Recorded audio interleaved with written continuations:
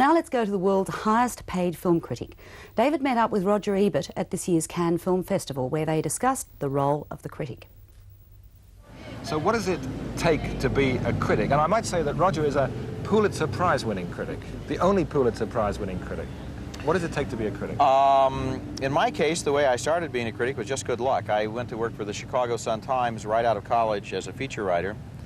The film critic retired, and I got the job. I was 23 years old at the time. I remember her, on the day she was cleaning out the desk, she told me, at least I now know that nobody's going to ask me ever again if I've seen any good movies lately. So that was about 20 years ago, and I was the film critic ever since for the Chicago Sun-Times. And then, of course, about 10 or 11 years ago, we started doing our television show. Which is called now Siskel and Ebert. Siskel and Ebert, yes.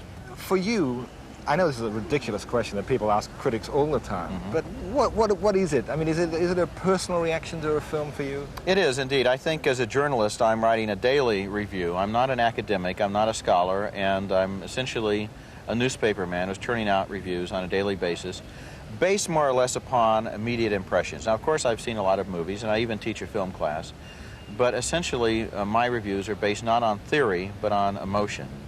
Did I like it? Why did I like it? How did it make me feel? Why did it make me feel that way? How is it likely to make you feel?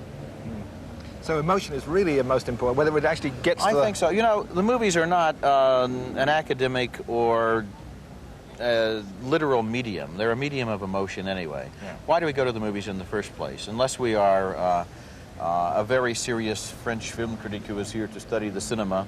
Essentially, we go to the movies in order to feel differently when we come out than when we went in. We pay our money in order to be excited or thrilled or moved or to be made sad or to feel romantic.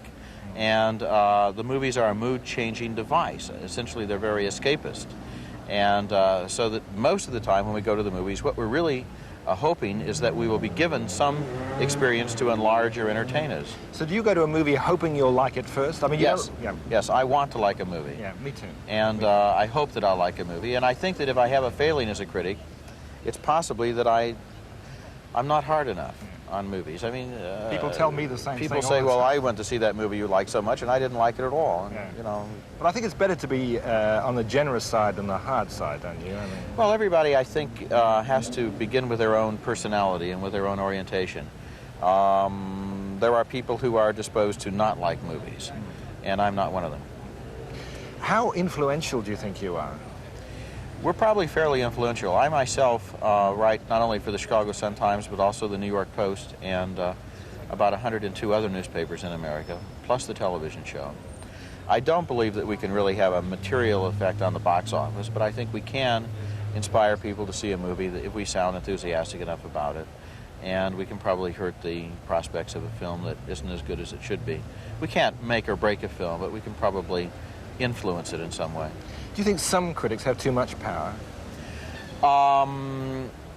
You know, I've heard that question so frequently, but when you stop to think about it, when a movie comes out, think of the thousands or millions of dollars that are put into the advertising campaign, television buys, newspaper ads, public relations appearances, press tours, junkets, songs, music videos, billboards, paperback books, T-shirts. It seems to me that if you're talking about too much power, it's quite possible to make a movie successful just by spending enough money on it, and the critics, if anything, don't have enough power compared to the other ways that movies are marketed. But what about the small picture, which doesn't have the budget to do it? Well, then in that case, the critics definitely don't have enough power, because frequently in the case of a small movie, the critics are the only hope the film has. The critics in their reviews are able to give a movie publicity that it cannot afford to buy and pay for. And one of the things that I like the best about my job is when I'm able to find a small film that I really like. For example, recently, House of Games, the first movie directed by David Mamet, and I'm able to help spread the word about that because they certainly couldn't afford to spend a lot on advertising. Oh, what a fascinating man.